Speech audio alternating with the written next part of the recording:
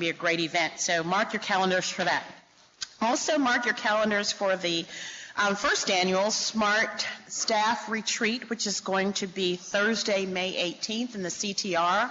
We have a number of breakout sessions and some exciting speakers in the lineup. So I think it's going to be a great, informative, and enjoyable day for the retreat. I want to make you aware, you all, I think, received the email on boomerang training. We had our first boomerang training opportunity this past January. Boomerang is a concept where we know that resources are not unending, and so we're trying to maximize the resources that we have. And Boomerang is a strategy to do that, but to still bring in information and best practices to our school. And so staff members are able to apply to be boomerangers, which means you go out to a training opportunity and you bring the information back, and then you participate in a presentation to others here at a SMART program. And so our first boomerang team went out in January to participate in a training on communication skills, and they will be delivering the first boomerang presentation that we're going to have here in the school in April on communication skills and work. And so following that concept, we're going to be publishing and distributing soon the Boomerang catalog, but I want to just let you know some of the headings for Boomerang training opportunities that we're going to be looking at bringing to the staff.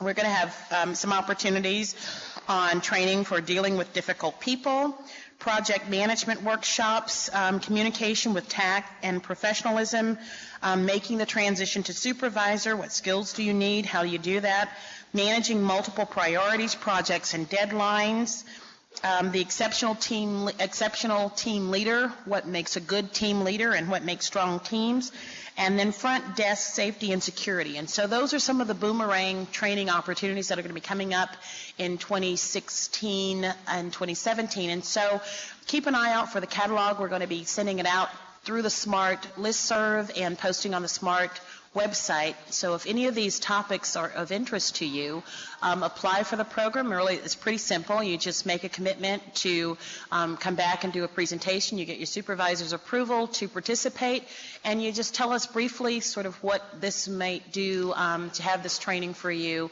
in terms of your professional or personal enrichment. And so look for the Boomerang catalog distribution, and please take advantage of these opportunities. Our speaker today is Dr. David McIntosh.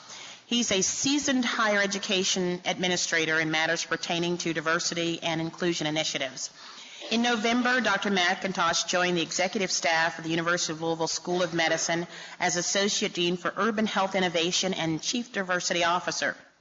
He comes to U of L from the Texas A&M University College of Medicine, where he served as Assistant Dean for Diversity in the college's first leadership role dedicated exclusively to issues of diversity.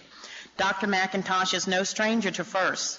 Prior to his appointment at Texas A&M in the College of Medicine, he served for 10 years in the university's Office of the Vice President and Associate Provost for Diversity as the university's first coordinator for campus diversity initiatives, and then as the first director of diversity initiatives. Dr. McIntosh has worked with the AAMC, developing diversity-related resources, and as a presenter on their webinars and strategic planning and diversity. He has also been a resource for the Council on Student Diversity Affairs as a Southern Regional Representative. Dr. McIntosh serves on the National Advisory Council for the National Conference on Race and Ethnicity, and was recently invited by the American Sociological Association to convene a session on critical race theory and health. In his academic work, Dr. McIntosh's research examines race and oppression utilizing phenomenology and critical race theory. Prior to working in academic medicine, Dr. McIntosh worked in student affairs at Michigan State University and at the University of Missouri. Without additional delay, I welcome Dr. McIntosh. Join me in doing that.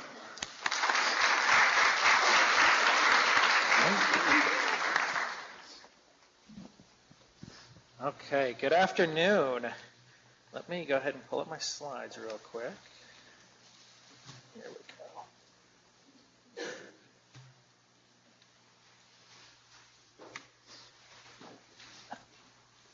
Karen, thank you so much for the introduction. Thank you all so much for spending the time to be with me here today. I'm really, really excited to talk to you all about this topic that I'm really, really passionate about, which is diversity and inclusion. Before I get started, I want you to think for a moment, why are you here today? Perhaps it's the free boxed lunch. That's nice. Perhaps it's a little time out of the office. That's great, too. I'm hoping that you're coming because this is something that you're also passionate and excited about, because that's what I bring. Typically, when I ask this sort of question, people ask the same question of me. They're like, well, what are you doing here? Based on what I can see, you look like an able-bodied white male.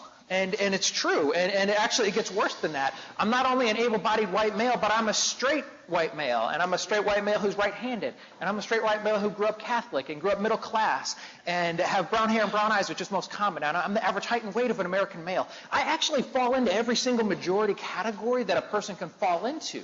And people are like, well, what do you have to contribute to this conversation? Why are you talking to me today? And the reason is that there's room for everybody in this conversation. We actually all have to be engaged in this work for us to move the ball forward. And so I love using myself as an example. Now, I've had plenty of experiences where I've had my privileges illuminated to me, or I've done different things. I actually grew up in Chicago. For those of you who don't know, Chicago is a deeply, deeply segregated city. 94% of that city would have to relocate for that city to be considered integrated. It's similar to Louisville. I went to college on a tennis scholarship at a small private liberal arts school in Wisconsin. I'll let that sink in for a moment. I don't know that it gets any dorkier or more privileged than going to school on a tennis scholarship at a private liberal arts school in central Wisconsin. But that's what I did. And while I was there, I had the opportunity to study at Fisk University. Now, in this region of the country, people know what Fisk is traditionally. That's a historically black college in Nashville, Tennessee. Down where I worked in Texas, nobody had a clue where that was or what that was. But when I was there, I had the opportunity to study as not only the only white student on that campus, but because of the nature of residential segregation, I was the only white person for miles around. And so I really had the opportunity to think about, what did it mean for me to be in this world as a white male? And what were the implications of my work? I graduated with a degree in economics, and I worked for a year in a bank. And in that year in the bank, I realized that, you know what, I know too much about injustice. I know too much about the way that race and oppression and these things are manifested. I need to do something else. And so I quit my job at the bank. I went back to school. I got my master's degree in educational leadership and policy analysis at the University of Missouri. And then I went on and did my PhD at Texas A&M, where I studied with Joe Fagan and other critical race theorists. I chose these institutions because of who was studying at them. And so I come with a lot of energy and excitement around these issues. Before we get too deep into the content, I wanted to point to this. This is Bell Hooks. Bell Hooks is a luminary in the field of education. She's a brilliant author, and she has written a book called Teaching to Transgress. And in that, she discusses the ways that we make lessons, or the ways that we realize information in our mind. And really, the best way for people to learn lessons is to make a personal connection with the content. So with that in mind, I'm going to use a number of different techniques in order to make my points. I'm going to show you a couple of videos. I'm going to show you data and statistics for those of you who are quantitatively focused, some graphs, and I'm going to tell personal stories, because personal stories are part of phenomenology, and that's how I best learn information. And so I'm hoping to engage everybody in some way, shape, or form through the course of today's presentation.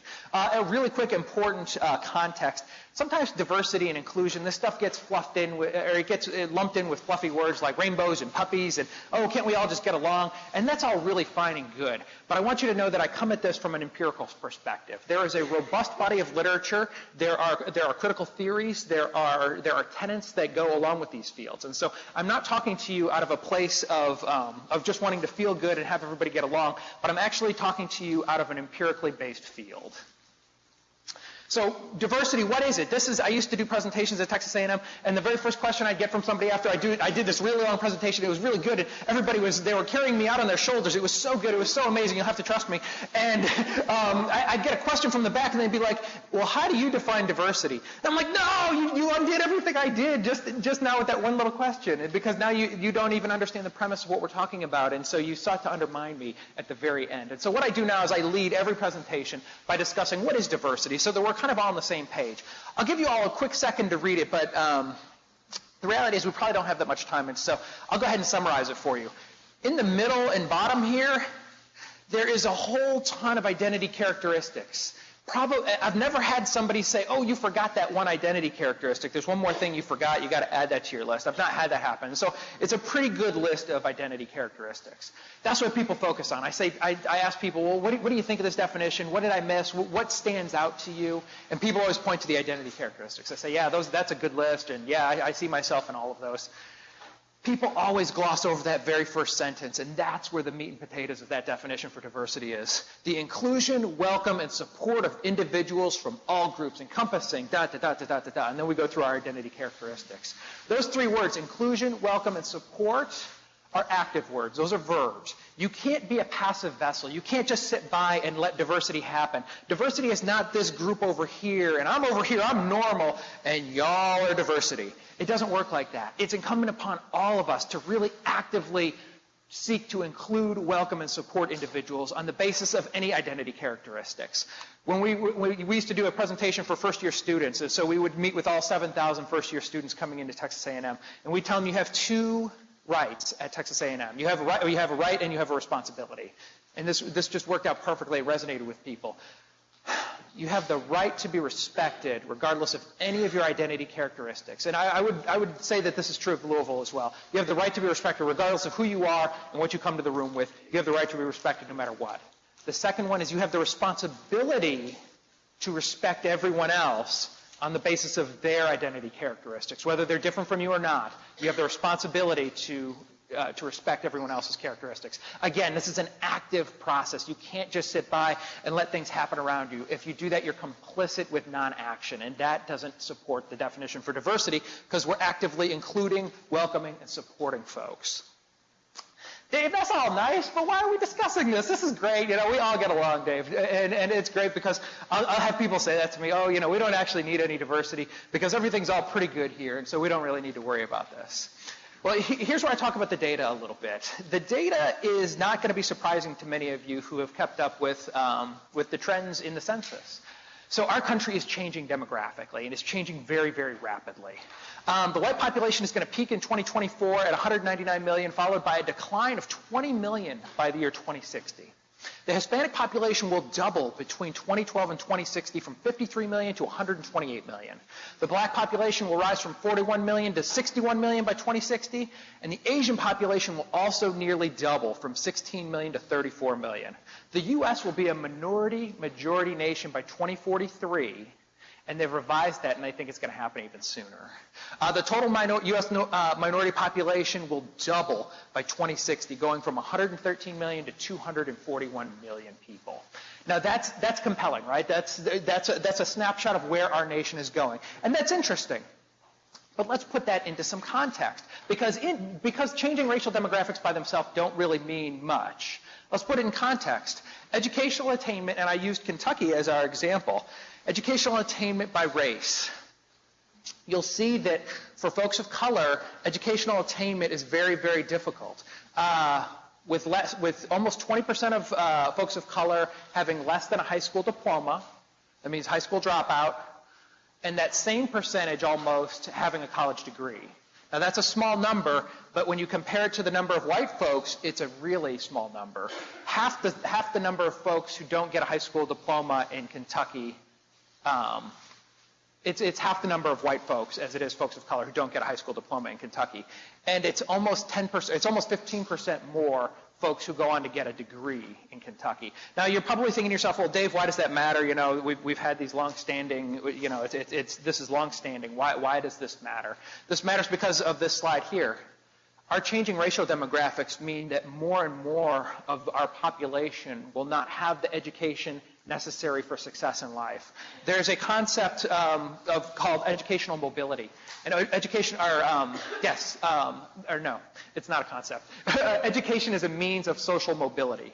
That means that when you go on to get a degree and you go on to attain a high school diploma or an associate's, a bachelor's, a PhD, your opportunities in life go up exponentially for each one of those. Not only does your pay increase, but as a result of your pay being higher, you can afford to live in a nicer neighborhood where you don't need to worry about violence as much. When you live in a nice neighborhood, traditionally you go to nicer schools. And when you go to nicer schools, you transmit those means of social mobility to the next generation.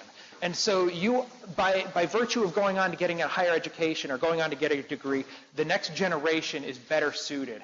And based on the data that we saw just a second ago on the census, we're headed for a crisis, not only in Kentucky, but nationwide. This is I pulled this slide directly from the presentation I used to do in Texas, because the picture there is even more bleak. When you look at the number of folks by race who have less than a high school degree on the left and greater than a college level degree on the right, it's a damning picture. And Texas, I would, that old expression, as goes California, goes the country, I would argue as goes California and Texas because of the booming population there. And so this is really, really important. It's important for the future of all of us, but it's important for the future of our nation. And I don't hear many of the people who are running for our offices talking about these sorts of things. So it's critical that we start this conversation. So the Centers for Disease Control, so what this is telling us that when you have means of social mobility, your access to health care is increased. When you have a degree and you have health insurance and you live in a nicer area, your prospects for being healthy are much better. PBS did a documentary in this town. They came to Louisville, where they discussed the issues of race and social mobility and people's ability to be healthy. And what they found, they just cited the literature, that if you live west of a certain area, if you live in West Louisville, that your life expectancy is upwards of 10 years shorter than it is if you live on the East End. 10 years. Think about what you would do with your life with 10 years. If you've got children, if you've got parents, your life is going to be shortened by 10 years by virtue of where you live. That's a scary prospect. That's too bad, Dave. I mean, this is really, really big stuff. This is really, really important, but it's way bigger than me. What could I possibly do in my position here in the School of Medicine? Well, I'm going to talk about 3 different things. And I'm going to talk about these knowing that we have a very diverse mix of folks. We have faculty in the audience, we have students in the audience, and we have staff members in the audience. So I'm going to talk about a couple of different things, knowing that we all have different touch points for the School of Medicine. So the Institute of Medicine in this landmark document found that bias and prejudice and stereotype on the part of healthcare providers may contribute to differences in care. That means that the folks that we are graduating, if we're not doing a good enough job to educate them about these issues, they could go on in the world and do damage. There's a robust body of literature that shows that there are disparities in health by race, by gender, by socioeconomic status, by sexual orientation. All of these areas have robust literature that demonstrate that we're not holding up our end of the deal here. And so it's incumbent upon all of us. All of us are in the business of educating physicians. And so this is really, really critical. Whether you're doing the paperwork that reserves this room today, or whether you're doing the work, whether you're on the wards and you're rounding with students, you have a voice and you have a space in the education of students. I would argue actually that staff members might even be a critically underserved group, because staff members are typically here longer than students. I guarantee they're here longer than students, but they're oftentimes the ones who interact with students so much more than perhaps our faculty, than perhaps our administrators. Y'all are the ones who are interacting with students. And so if you are really well versed in this and you really understand this and you're committed to this, when you see an instance of incivility, you'd be in a position to interrupt that. The education does not happen only in these halls. The education happens the entire time our students are with us. So the LCME is our accrediting body. And they have also said medical students should learn to recognize and appropriately address gender and cultural biases in healthcare delivery. They are building on the data that came out of that Institute of Medicine report. This is from our 4 pillars from the University of Louisville. Our institution is admirable in so many ways, but this is one of them. We've taken this idea of community engagement and diversity and said this is one of the pillars that we build our school around. And so, in that last sentence there, promoting a community of diverse faculty, residents, students, and staff, that's all happens with us. It's not just the presence of all of us here in this room. It's not that we have a diverse group of folks here, but it's that we're creating the environment where we include, welcome, and support folks no matter who they are, right? Good. Okay, great. Dave, but how? All right. Here's where we get to the fun stuff. All right. Oh, is there sound? Hold on. I don't want to blast us out of the room. Does anyone know if this is going to... Okay, I should have heard some sound by now. Does anybody know how to make that work? Let's see. Here we go. Wait a minute. You know, despite having the last name McIntosh, I am not good at It's really embarrassing. Oh, here we go. Okay. Okay, I'm going to lower this one just to be safe. Actually, I don't know how to do it. Let's see.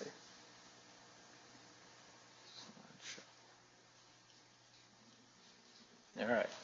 Keep your fingers crossed. Too loud? Okay.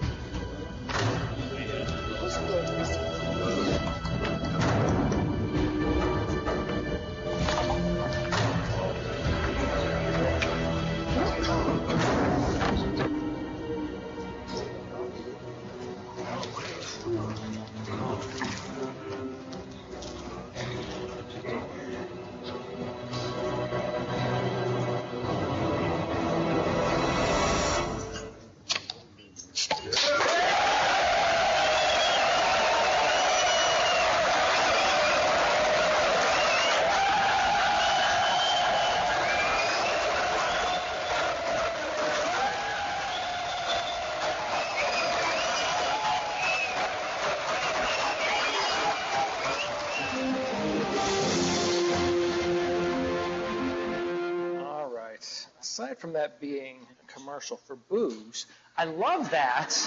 I love that example because it really illustrates what I'm going to talk about next, which is this idea of thinking fast and thinking slow, right? There's plenty of folks who walked into the theater and turned around. They're making a split-second decision. They're seeing the situation. They're like, nope, I'm not safe here. I'm going to turn around and leave. The people who slowed down their thinking and thought about the situation for a minute and said, I'm in a public theater. Nobody said or done anything to me. Am I conjuring things in my mind that aren't there, or am I really in danger here? And the folks who sat were the ones who were rewarded. Now, there's a Nobel laureate by the name of Daniel Kahneman who wrote a book called Thinking Fast and Slow. And in that book, he described the way that our brain thinks in two different ways. And this is, if there's any neurologists here, many, many apologies. I'm not a trained neurologist or scientist. But basically, the premise of the book boils down to these two types of thinking fast and slow. And we both do them all the time, every day. Thinking fast it's the kind of the autopilot you go into when you've done a repetitive task many times, right? This is when you're driving your car to work, for example, in the morning. When you drive to work in the morning, I don't know about you, and I haven't lived in this community for very long. I've only been here since November, but I'm already at the point now where I pull into the garage, I pull over here in Chestnut, and I'm like, I'm pretty sure I stopped at the red lights and stuff, but I don't know for sure because I could not tell you. I don't remember whether I did or not. I didn't hit a puppy, I'm pretty sure. I would have remembered that probably. But I couldn't tell you anything about the drive. I could not tell you about a car I followed. I couldn't tell you about anything that I saw. That's thinking fast. It's when you're brushing your teeth. It's when you're doing the things you've done a million times. You're thinking fast. Your brain goes into autopilot because your brain is a cognitive miser. It's saving that energy for more complex tasks. Now, when you go somewhere for the first time, you're thinking slow. And you can always tell the people who are thinking slow because they're thinking slow and they're driving slow. When you're out here on Chestnut and people are driving, they're looking around, I don't know where I'm going. They're thinking slow. They haven't been here before. They're looking for their hospital. They don't know where to park. This is classic slow brain thinking. But we need both of them in order to survive. One of them is an evolutionary trick, right? Because if we saw a tiger that was about to eat us, we'd have to know that that's danger. I got to get up this tree really fast. And so it exists for a good reason. We're going to talk about some examples where maybe it's not great, but I want to put it out there up front that it's not always a bad thing. This is something that we've developed. It actually connects to our amygdala, which is where our feelings are processed. And so it's really, really critically important. But it does have a downside. Before I get to that, I want to show you this question. When you know the answer, shout it out quickly. This is a very, very quick and easy example. What's the answer? 10 cents. Are you sure?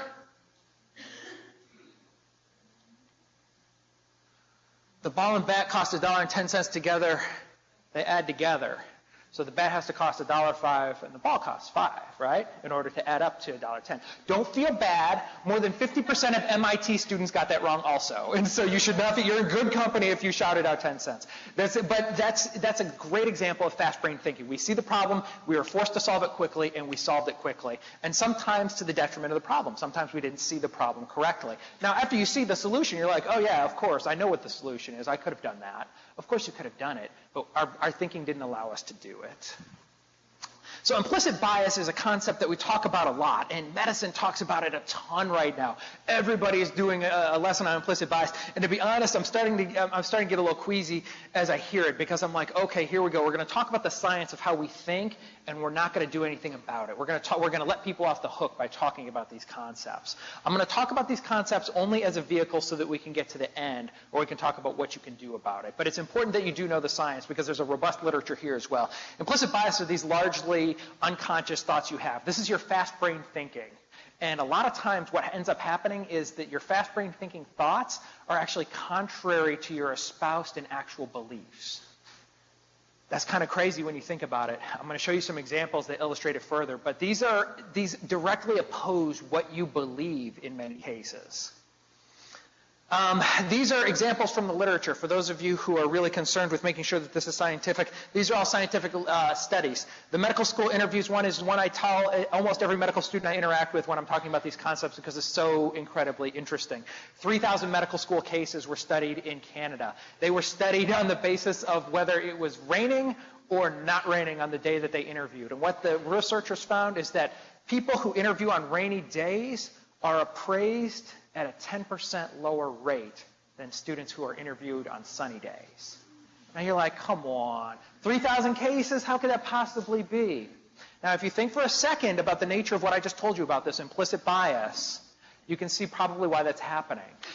People come to work when it's raining, their shoes are soggy, they're in a grouchy mood, it's hard to see, you had to drive slower, maybe there was a fender bender. You're not in a great mood when it's raining. When it's sunny, and we all experienced this yesterday as we were walking out of the building, we're like clicking our heels, and I mean, nothing could be better. I mean, it was just the greatest day ever yesterday.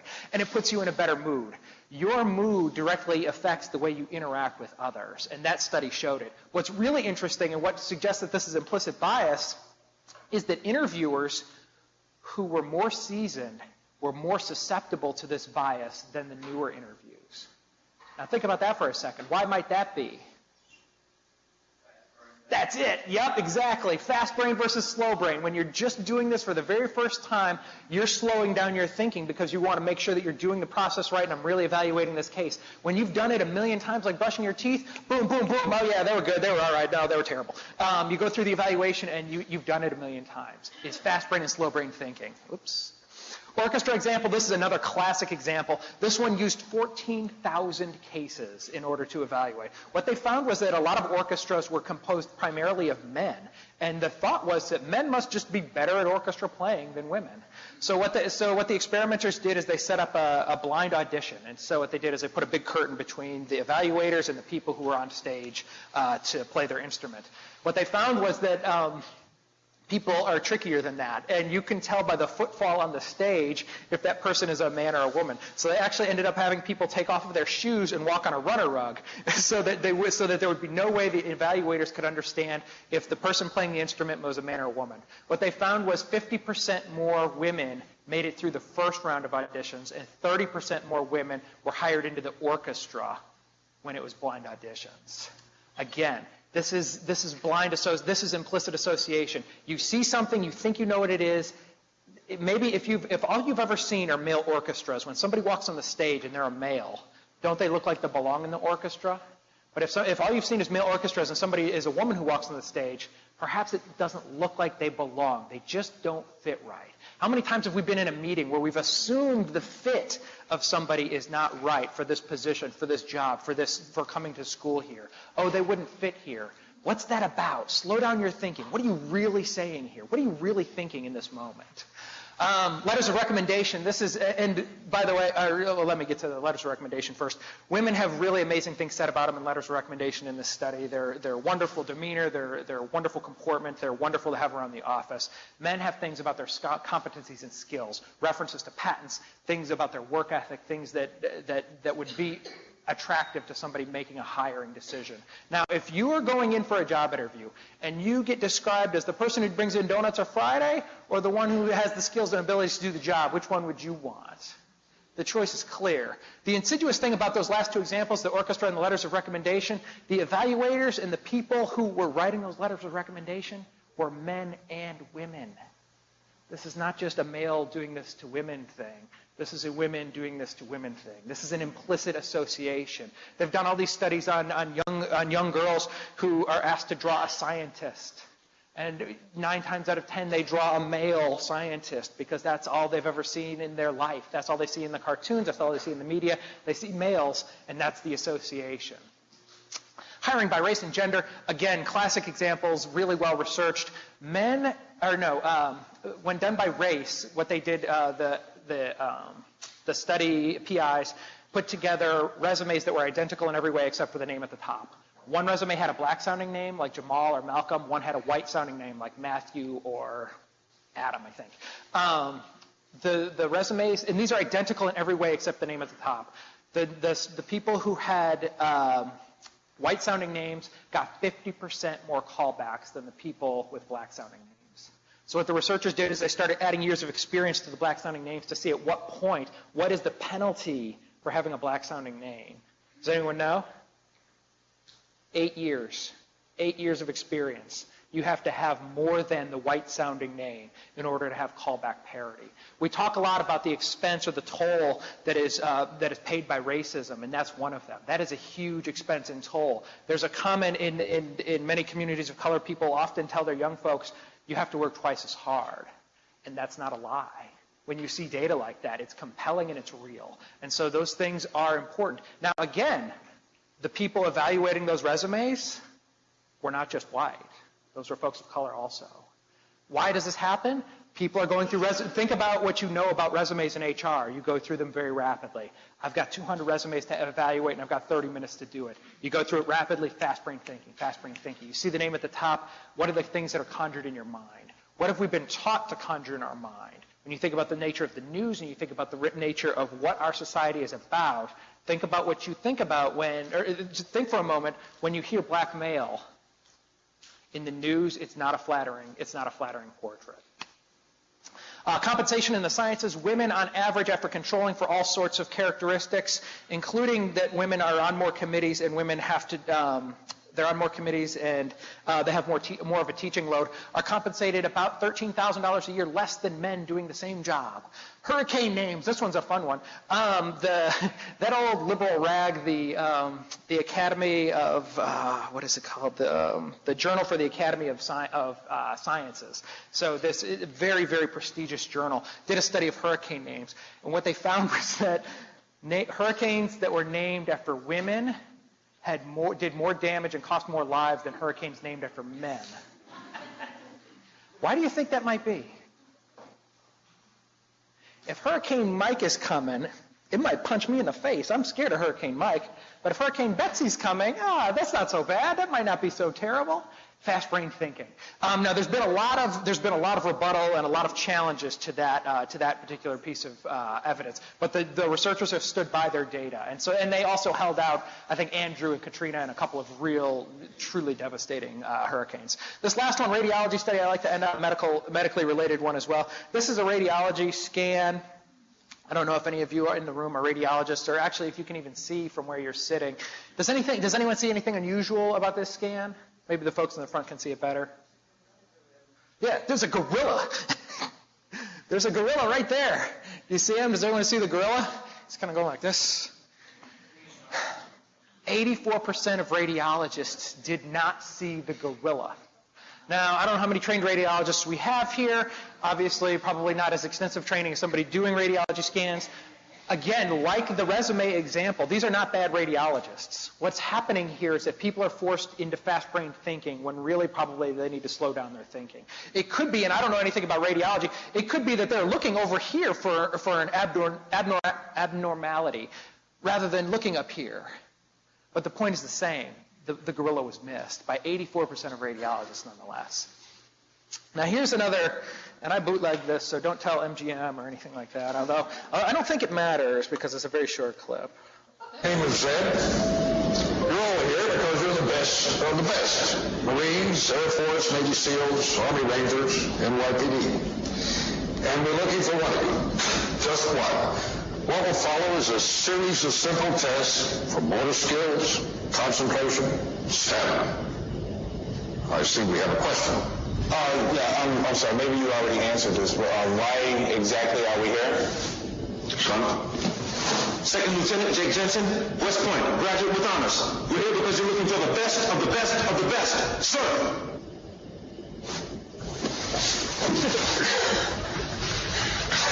What's so funny, Edwards? Your boy Captain America over here. The best of the best of the best. Sir! Yeah, with honors. Yeah, he's just really excited, and he has no clue why we're here. That's very funny to me. Y'all ain't laughing, though. I like that example because it illustrates how there's these unwritten norms and these unwritten rules that we go about in our society. Who's the outlier in this situation? It's Will, right? Will's the only one who doesn't fit into the cog correctly. And he's also the one who gets hit on the head. He's the nail that sticks up, and so he's the one who's treated badly. Ultimately, he does get the job. But it's really interesting because it took a really courageous person, Will, in order to ask those questions. How many of us would have the courage in those moments to actually ask a question or to say something, especially when you see that you're the only one of somebody in that room? Oh, here we go. So this is also drawn from the literature. This is called the cycle of socialization, and this is a really complex model that I used to take about 45 minutes to discuss with people. I'm going to take about 45 seconds to discuss it with y'all because time is short. But what this model does is it took a whole bunch of literature and it condensed it into a model where we talk about how we came up with all of these different social cues. How do we come up with these stereotypes, and what does it mean to anyone? We're born into the world without this knowledge. Nobody is born with racism. Nobody is born with homophobia. Nobody is born with sexism. These are learned behaviors. This is when we talk about the social construction of reality, that's what we're talking about.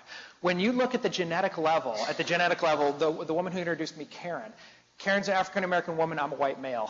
When you look at us genetically, it would be very, very difficult to discern any difference from us. In fact, I probably have more genetic differentiation with other white folks than I would with a person of color, as is the case with all of you.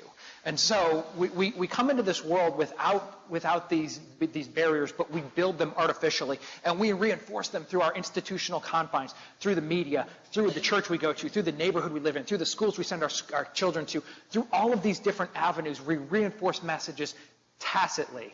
We do not do this explicitly. We do not sit down, I don't think we sit down our children and say, listen, this is the stereotype for Mexican Americans, this is that stereotype for LGBT folks, listen, this is what you need to know. I don't think that happens. I think what happens instead is that children are very, very perceptive, and they see the way we interact. They see us clutch our purse if a person of color walks down the street. They see us move to the other side of the elevator when a person of color walks. They see the way that we maybe look in disgust when we see a same-sex couple holding hands. That's all noted. And I've got 2 4-year-olds, and let me tell you, they see everything. And so it's amazing when they throw something back at you, and you're like, oh my gosh, I didn't even know you were paying attention. And so that's how that stuff gets reproduced. Dave, is it really that insidious? Let's take a moment to learn from Dr. Seuss. Dr. Seuss is a sage and a luminary of all of our childhoods, I'm sure, and continues to be even today for my little chuckleheads. Sneetches. Now the star-bellied Sneetches had bellies with stars.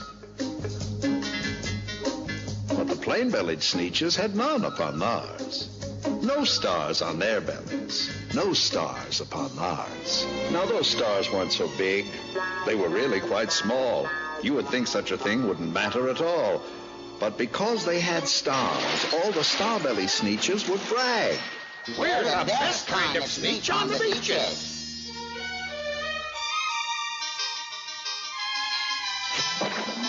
With their snoots in the air, they would sniff and they'd snort. They'd have nothing to do with a plain-belly sort. Ronald, remember, when you are out walking, you walk past a Sneetch of that type without talking. Keep your snoot in the air and remember to snort. We have no truck whatever with the plain-bellied sort. When the star-bellied children went out to play ball, could a plain belly get in the game? Not at all. You only could play if your bellies had stars, and the plain-bellied children had none upon theirs. Yeah, your belly's got no star.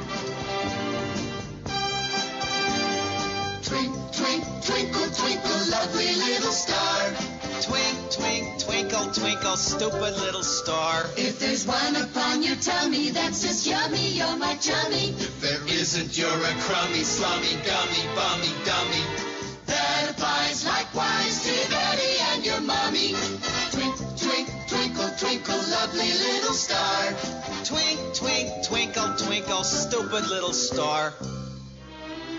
When the star-bellied Sneetches had Frankfurter roasts, or picnics, or parties, or marshmallow toasts, they never invited the plain-bellied Sneetches. They left them out cold in the dark of the beaches. They kept them away, never let them come near. That's how they treated them year after year. They got snubbed, they got snooted, their bottoms got booted, while the star-bellied Sneetches all taunted and hooted. They just are not suited. No stars upon bars. Then one day, it seems, while the plain-bellied Sneetches were moping and doping alone on the beaches, just sitting there, wishing their bellies had stars, a stranger approached in the strangest of cars.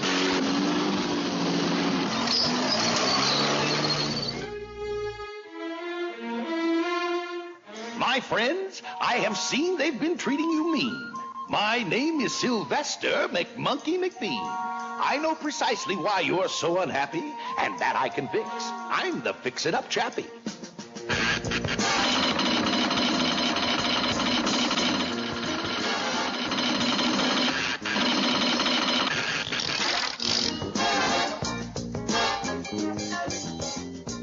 My prices are low, and I work with great speed. And my work is 100% guaranteed.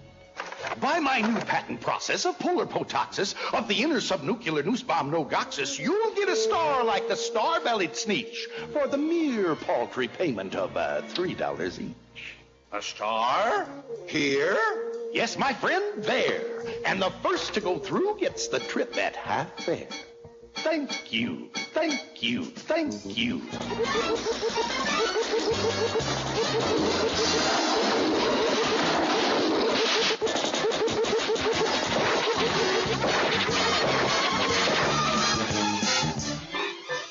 It works! Yeah, it works, it works. Them over there, they got stars upon theirs. And we over here, we got stars upon ours. We got them all, so we got them too.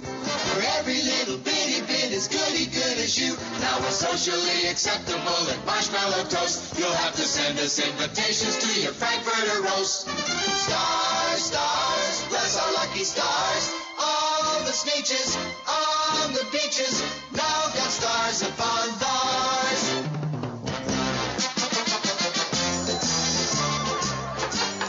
Ladies and gentlemen, we are faced with a most awkward dilemma. We're the true star-bellies. We had them first. We're still the best Sneetches, and they're still the worst.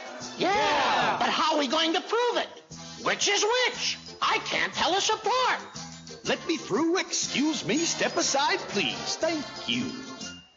You don't know me, my friends, but calm down if you can. I'm here to help the original Star-Belly clan.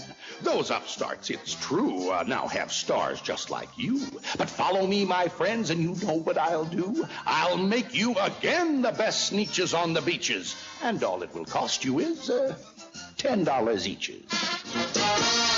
Belly stars, my dear friends, are no longer in style, and I'll have yours off in a very short while in my wondrous machine which eradicates stars. Then you won't look like Sneetches who have them on theirs. Eradicates these? Eradicates these with the greatest of ease, provided you pay your $10, if you please. Here's 10 for the boy and 10 for me. Thank you.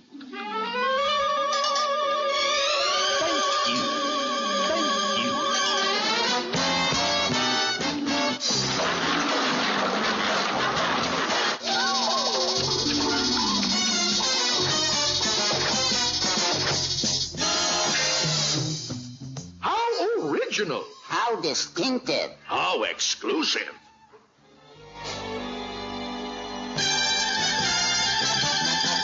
Now we know who is who, and there isn't a doubt. The best kind of sneeches are sneeches without the old-fashioned custom of walking about. With stars on your belly is O-U-T, out, out, O-U-T, out. That old status symbol is O-U-T, out. Then, of course, those with stars all got frightfully mad. To be wearing a star now was frightfully bad. Then, of course, old Sylvester McMonkey McBean invited them into his star-off machine. Thank you. Thank you.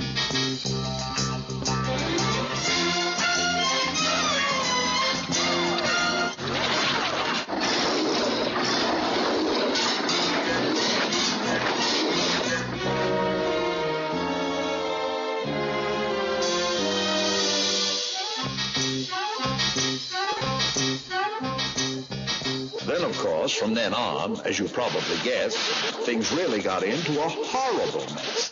All the rest of that day, on those wild, screaming beaches, the fix-it-up chappie kept fixing up sneeches. Off again, on again, in again, out again. Through the machines, they raced round and about again, changing their stars every minute or two.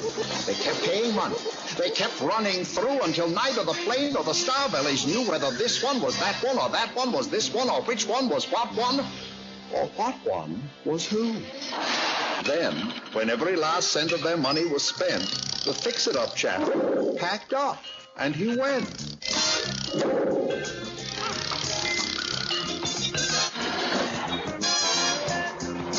And he laughed as he drove his car up the beach. They never will learn. No, you can't teach a sneetch. But McBean was quite wrong. I am happy to say that the Sneetches got really quite smart on that day. That day they decided that Sneetches are Sneetches, and no kind of Sneetch is the best on the beaches. That day all the Sneetches forgot about stars, and whether they had one or not upon the... So I really like that for a number of reasons. But before we get to that, does that really happen? Do you think that happens with us? Yeah. I would agree with you. I think it does. I think it absolutely does. I think that if any of you have studied critical race theory, there is a whole segment of that literature dedicated to lawsuits of people suing to be white in the United States. This happened in the 20s and 30s. It was people like from Turkey, or people who were really fair-skinned, fair-complected, and they weren't being treated as if they were white. And so they sued to be white by the census standard. There's actually a more famous case of Susie Phipps. Does anyone know who Susie Phipps is? Google search her when you get back to your office. Fascinating. This is a woman who grew up white in this world. She grew up in Louisiana, where the one-drop rule was the rule. She got married, and she lived a successful life, very wealthy, very well-to-do. Toward the end of her life, she decided that her and her husband were going to go on an international trip, so she needed to apply for a passport. So she applied for a passport, and it came back, and it said that she was a person of color. It had her race listed as African-American. This happened in, I think it was like the 70s or 80s. This is not ancient history. So she went back to the passport people and said, no, I'm white, obviously, I'm white. She had my complexion, I'm white. And they said, no, according to the one-drop rule of Louisiana, you're black. So she sued. It cost her $50,000 to sue the state of Louisiana to try and get her race changed on her birth certificate. And the state of Louisiana spent similar resources to prove that she was black. And at the end of the day, she was found to be black. They did not overturn that rule at that point. Susie Phipps' life turned into a disaster. Her husband actually ended up divorcing her. She was kicked out of her country club. All sorts of things befell her after she was deemed to be African American, despite having my complexion. That's real. That's real life. We talk about the Sneetches and think, oh, that's a nice example. Oh, that's for kids. We do the same thing. That stuff is real, and that's what we're talking about here when we talk about these things. I normally show a clip of a movie called A Girl Like Me. I don't have time to today, and perhaps we'll do a series where we talk about videos like this, but this is young African-American children talking about their experience in this world. So the AAMC has said the benefits of diversity do not simply accrue by having a diverse mix of folks. We have to be intentional about the way we teach about these things. We have to have lessons like this. We have to talk about these issues. It's not enough to just pull us all together. We actually have to have a curriculum and a way forward in this stuff. The model that I'd like to describe for you is the 5 C's. It's not the 4 C's, and I think the 4 C's is what people know about buying diamonds, right? The cut, clarity, something, not cost. I was corrected when I said cost. No, it's never cost. It's cut and clarity and all these other pretty things. Cost is not one of the C's. The 5 C's are conscious, courageously self-reflective, confirm and learn, challenge, and compassion and empathy. These are things that you can do in your daily life. And at the end of this, I'm going to ask you to choose one and to actually take an action. Conscious, are you aware and present in the moment about what's actually happening? Slow down your thinking. Are you really seeing the situation as it is, like the people walking into the movie theater? Are you seeing the situation? Or are you seeing something that's not actually there?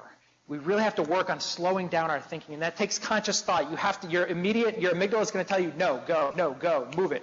You have to be the one that says, no, I'm going to consciously stop and slow down my thinking, and am I really in danger here? Am I really seeing this person for what they are? Am I assuming things about them because of the way I've been socialized in this country? Courageously self-reflective, your worldview is not the only one. Yours is not necessarily the worldview of everyone. This happens a lot because we only know one way of being in the world, and that's with all of the identity characteristics we go through the world with, right? And I'm guilty as this as anybody. Let me just say up front, I'm no better than anyone in this room. We all have our social identities. We all have these social characteristics that we've come into the world and learned. And so it takes a really self-reflective person to say, maybe what I know about the world isn't what needs to be happening. Maybe that's not the right way. I think about things like, is there one more question you could ask in order to get the information that would help you do your job? If I'm going to have an event in Louisville, Kentucky, which I'm finding is a very, very Catholic city. Chicago's a very Catholic city. If I'm going to have an event in Louisville, Kentucky on a Friday, and I order only meat sandwiches, that's not going to play well. That's going to play very poorly with many of our Catholic population. Similarly, if we have an event any day of the week, and we have a Jewish population in this community, we have vegetarian populations in this community, what are we doing are we asking the one more question to really reflect on what is somebody else's experience coming in the door? Is there something else that I need to do in order to make sure everyone's included, welcomed, and supported? What are the things you've been socialized to think and believe? And are they necessarily true in this moment, in this situation? So courageously self-reflective. And I say courageously because it is hard. It's not easy. You're going against your instincts. There's Beverly Daniel Tatum, who's the president at Spelman, has once described it as walking backwards on the escalator at the airport. You know those moving sidewalks at the airport, and you can walk like a bionic person, and you can get there really fast? It's like turning around and walking the other direction. It doesn't feel right. There's lots of obstacles in your way, and you get there way slower. But the payoff at the end is that you've worked to create an inclusive space for all people. Confirm and learn. Acknowledge what others receive and share with you. This is really important for issues where we have privilege. And many of us have privileges and targets in different identities. My old boss and I used to present together, and she's a out black lesbian woman. Now she would, and we were a great juxtaposition, and people would say, oh, you guys are like the exact opposites. It's like, well, not really. She's a vice president, and she has tremendous socioeconomic privilege. And she's very quick to point that out. And so we all have areas where we're targeted identities and where we might have privilege. When you have privilege in a space, sometimes you're not thinking about what the ramifications are of your actions. And what I'm asking you to do or challenging you to do is when somebody says something to you or challenges something you've said or done, is to really hear and receive that. I've done this, I've had this happen to me more than anybody because I went to an all-black university with no training on race at all whatsoever. I just said, hey, that would be a cool experience. I should do that. And then the plane landed and I was there. And I was like, holy cow, what have I done? This is crazy. And so I had to learn a lot of things on the fly. And what that was me doing a lot of apologizing and trying to explain. And people don't want to hear explanations. What they want to hear is, I'm going to do better. I hear you. I'm very sorry. I'm going to do better next time. I learned what you shared with me. I'm going to do better. Now, sometimes what our initial defense instinct is to say, no, let me tell you what I intended to do. That's like saying, no, let me tell you what the implicit bias literature says. It's not my fault. What the victim hears is, it's not my fault, it's not my fault. That's not what we're talking about today. Whether you intended to intrude on somebody and create a hostile space or not, it doesn't matter because the impact is the exact same. If you intended to do it and you said, you woke up this morning and said, I'm going to really stick it to all the LGBT folks I see today. If you did that, or if you just accidentally referred to him and hers for a lunch and said, oh, well, who's your date? And you didn't understand and it was a same-sex partner. It doesn't matter the intention. The impact is the exact same. So this is your opportunity to correct it. This is your opportunity to accept what they've shared with you and try to do better. And when you do that in a really compassionate and thoughtful way, it creates a really cool learning experience for you. But it's not easy. It's really, really not easy because none of us wants to do harm. But we have to acknowledge that we've done harm.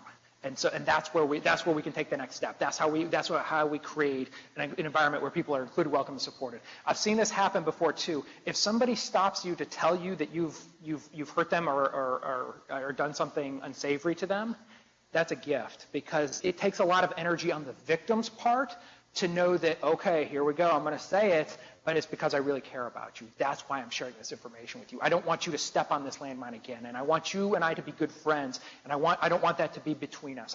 That's that person who's been hurt trying to make you a friend. And when we come in with a defense mechanisms, we're saying, I don't want to be friend. I'm real comfortable with where I'm at. And so really accepting and saying, I'm so sorry, thank you for sharing that with me. That will make it so much easier. Now, let me also say this. If you're a privileged population and you witness this happening to somebody else, it is absolutely incumbent upon you to interrupt those instances of incivility, especially when you have privilege. Because if you sit quietly while a white person tells a joke, a racist joke, and you're a white person, you sit by and listen to it, maybe even chuckle, maybe you don't. If you don't interrupt it, you're complicit. The assumption is that you're along with the person.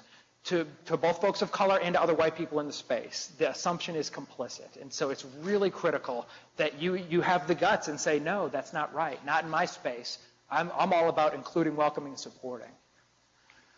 Challenge your own worldview through experience. I did this when I went to Fisk University. I got off the plane, and like I said, I was just in this new environment, and I was like, holy cow, I had to relearn what I had learned about the world. And that was a powerful experience for me. And so if you have the opportunity to do something like that, not that you're going to go to an HBCU for a semester or a year, but if you have the opportunity to put yourself in a situation where you might be exposed to folks who think about issues differently than you, I would encourage you to take that opportunity because you'll learn about that culture, but I guarantee what you'll learn more about is yourself. You'll learn more about yourself. You'll learn about how you've been socialized to believe certain things. So that's a powerful learning opportunity. And then compassion and empathy. Does anyone know the Latin root for compassion? It's to suffer with. It's co-suffering. So if we're really going to be compassionate and empathetic towards other populations, towards folks who don't have privilege in spaces where we do, it really requires us to try to understand the experiences of others. That's actually where I approach diversity work, is from compassion and empathy. I don't like to talk about diversity as much as I do compassion and empathy, because if we come at those issues with that, then we can dispel these ridiculous notions of political correctness. There's a candidate on the campaign trail right now who's talked about political correctness, and he's lambasted the idea. And to be honest, I don't like it either.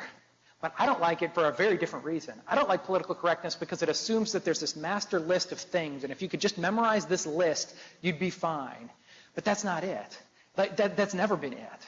What it's really about is developing a relationship and understanding and having that co-relational experience, that compassion in order to ask the questions to understand somebody else's experience.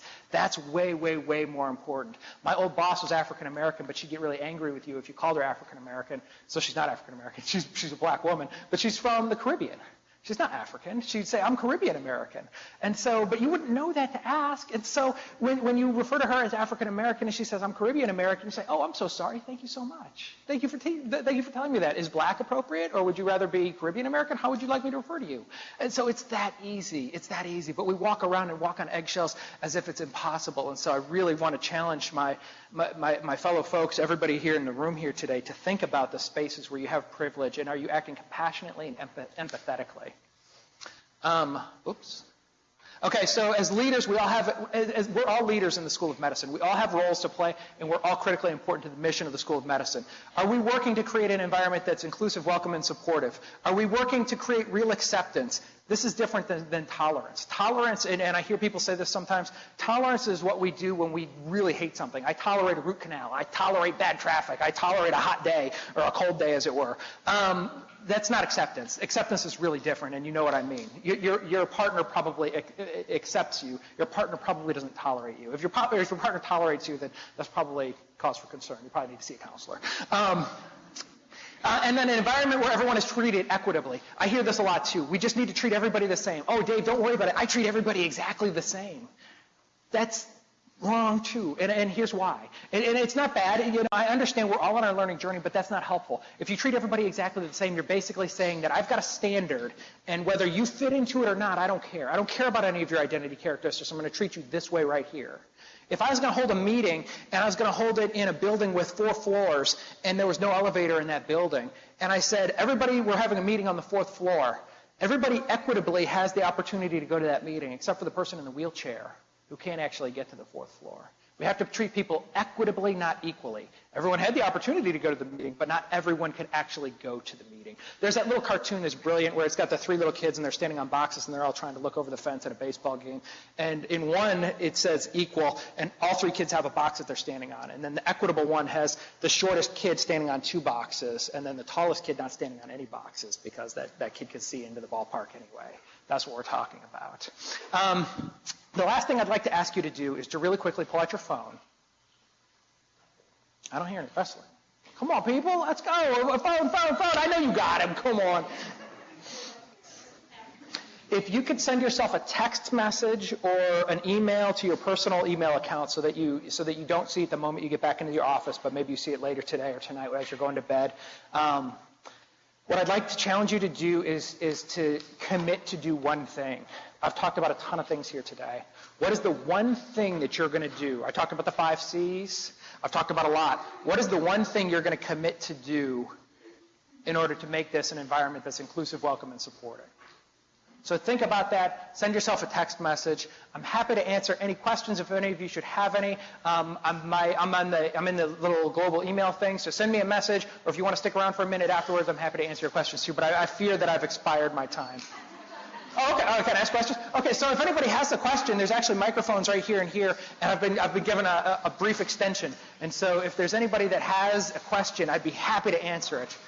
Or if you want me to regale you with tales of woe from Fisk when I was learning all of these lessons, I've actually put together a journal article about all the things that I learned, and I analyzed the journal that I kept while I was there 20 years later after having done all this research, and it was fascinating. It was really, really fascinating. Well, I want to thank you all so much for being here. Really, really appreciate it. Thank you, Dr. McIntosh, for that presentation. Remember your evaluations. If you didn't get one coming in, pick up one as you go out. We're going to do paper evaluations for this program this time, so please remember to get an evaluation and turn them in. They help us make decisions about future programs. Thank you all for coming. And I was like, You finished up right on mark, but we did like move about a 10-minute is. I asked Anna right before I started. I was like, "Am I hard 1 o'clock or is it soft?" Oh, okay. Well, the people that have to go. We saw a couple of people that had to be back. But sometimes people they stay if they can stay. But it was a good turnout. Yeah, it was crazy.